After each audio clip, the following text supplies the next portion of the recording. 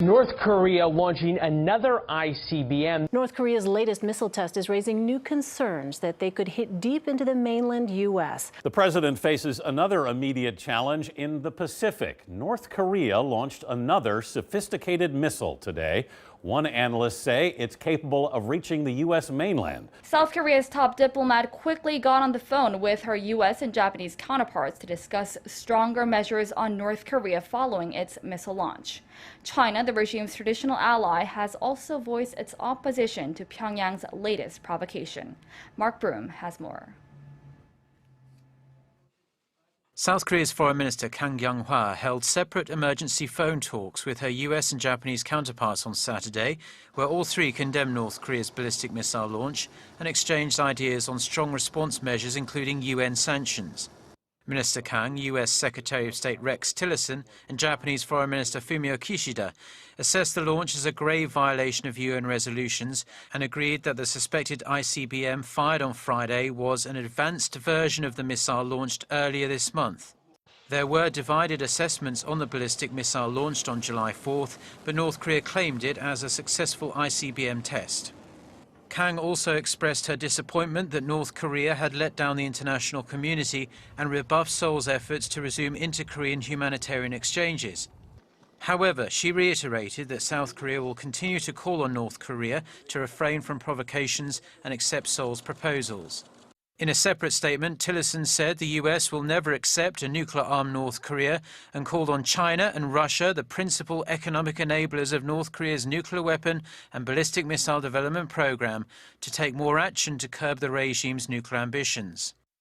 With North Korea repeatedly defying the international community's calls to refrain from further provocations, China also expressed its opposition. In response to North Korea again firing an intercontinental ballistic missile, China's foreign ministry spokesman stated that China opposes North Korea going against the UN resolutions and the common desire of the international community by carrying out launches. UN Secretary-General Antonio Guterres also slammed the North for its launch of what he called another ballistic missile of possible intercontinental range. While a date has not been set for an emergency UN Security Council meeting, it's expected to be convened as early as next week. On Friday, the North launched its second intercontinental ballistic missile this month. It flew for more than 40 minutes, traveling high into space before coming down in the Sea of Japan. Carter Evans says officials in Hawaii are not taking chances. The latest missile launch drew praise from North Korean leader Kim Jong-un, who said through state media the test clearly proved the whole U.S. mainland is in firing range. Japanese news cameras purportedly captured the missile crashing into the ocean, but experts confirm if it were aimed at a lower trajectory, it could have reached Los Angeles, Chicago, and even New York. In response, U.S. and South Korean forces staged joint live-fire exercises, and Secretary of State Rex Tillerson condemned the launch, saying, "We will never accept a nuclear-armed North Korea." Puts U.S. cities like Denver and Chicago firmly in their crosshairs, and their continued testing comes despite a lot of tough talk from the president, among others. The rare late-night launch shot a ballistic missile into space. It remained airborne for more than 40 minutes, flying 1,000 kilometers due east before splashing into the Sea of Japan.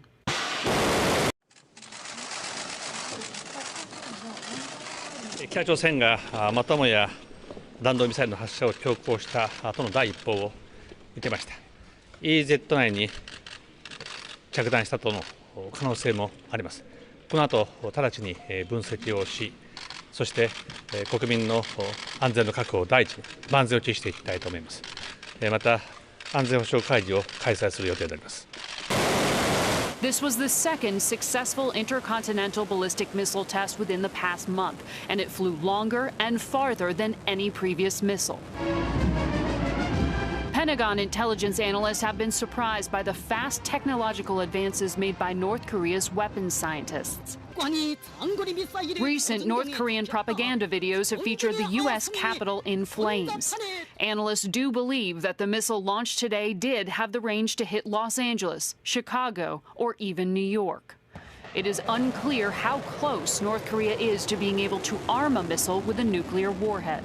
So they've been saying it for a long time. I think the difference is we're coming to believe them. Arms control expert Jeffrey Lewis. We're in a relationship where we can destroy them and they can destroy us, and we may not like it, but that's where we are. The Pentagon said the launch did not pose an immediate threat to the U.S., but the missile came very close to U.S. ally Japan. Prime Minister Abe called it a serious and real threat. U.S. Chairman of the Joint Chiefs, General Joseph Dunford, discussed military responses with his South Korean counterpart. In a show of force, the U.S. and South Korean military staged a joint missile exercise in direct response to North Korea. This, as Secretary of State Rex Tillerson is still trying to free 3 Americans held captive there. Joining us now, Blaise Mishtal, Director of National Security at the Bipartisan Policy Center. Blaise, bipartisan indeed. Everybody's worried about North Korea, but every time they have one of these launches, we have folks like you on, as esteemed as you are, and they say we need to do this, we need to do that, we could do this, we could do that, and then the administration seems to do none of it. Is it just it seems to do none of it, or is it actually doing something different than the previous administrations? I think at this point it's a combination. We've definitely seen President Trump try to take a different tack, pressuring China first and foremost rather than engaging with North Korea directly. But I think you have seen a bipartisan record of failure on North Korea because the risks of action seem so great and seem so imminent compared to if we can push this back a couple years, the risks of inaction, well, my successor has to take care of that. Well, exactly to that point, and it seems as though we're seeing the risks of inaction. They have a nuclear weapon. There was a first strike capability a couple of decades now that could have prevented it. Now they have an ICBM. There was a way to prevent that as well. Video of Kim Jong-un as he's been celebrating a lot, and the North Koreans don't seem to be shying away. They continue to step up the pressure. China is now conducting live fire drills right near the Korean Peninsula. The South China Morning Post, who normally has a good barometer of these things, put up this picture of Chinese military drills. That wouldn't have come out if the Chinese military didn't want it to come out, number one. Clearly the Chinese military is trying to send a message.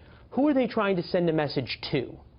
I think they're trying to message both North Korea and the United States. Look, China fears 2 things, right?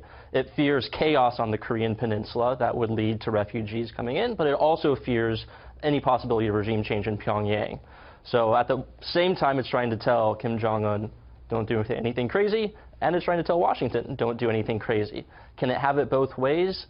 It's hard to see how it can do that much longer.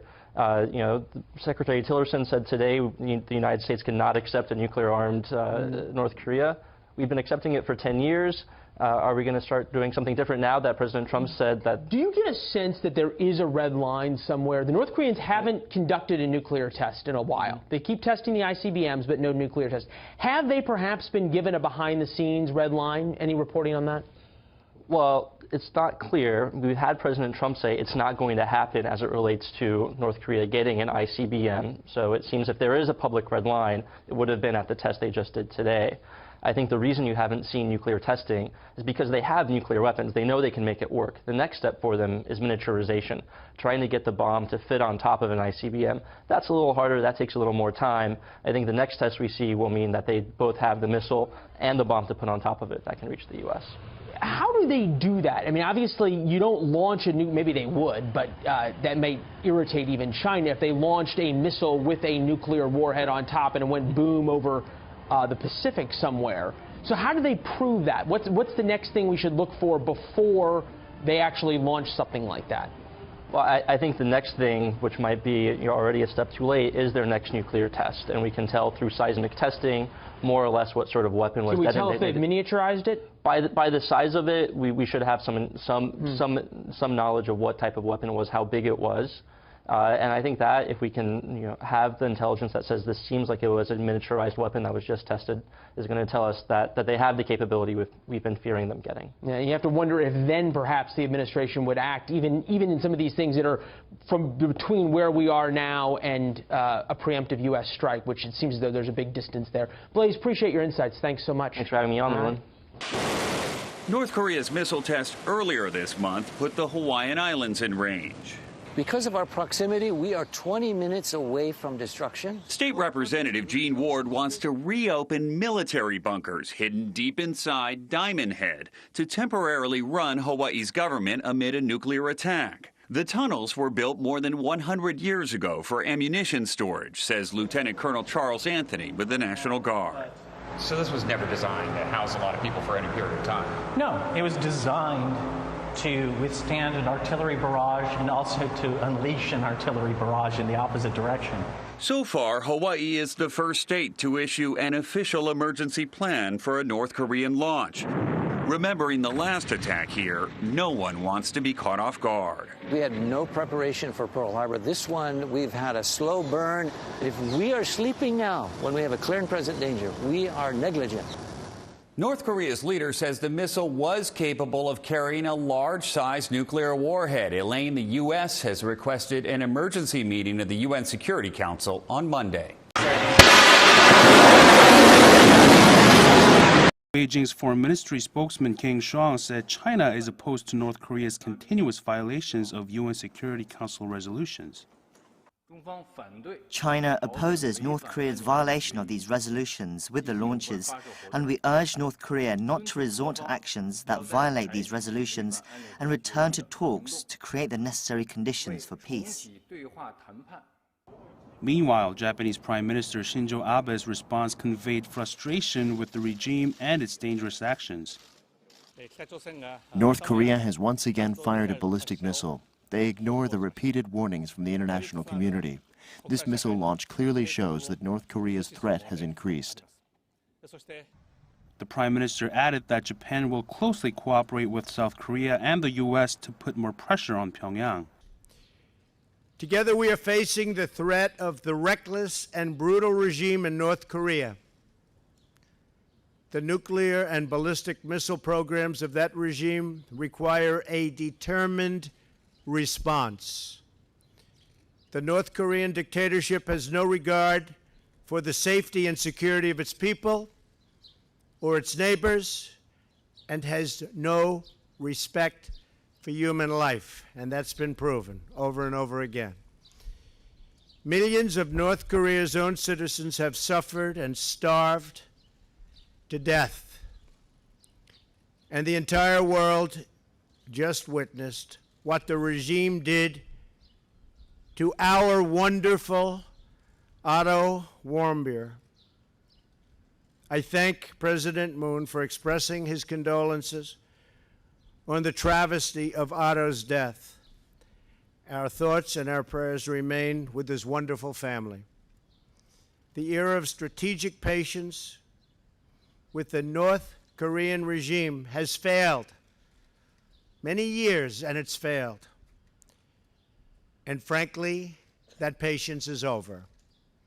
We are working closely with South Korea and Japan, as well as partners around the world, on a range of diplomatic, security, and economic measures to protect our allies and our own citizens from this menace known as North Korea. The United States calls on other regional powers and all responsible nations to join us in implementing sanctions and demanding that the North Korean regime choose a better path and do it quickly, and a different future for its long-suffering people.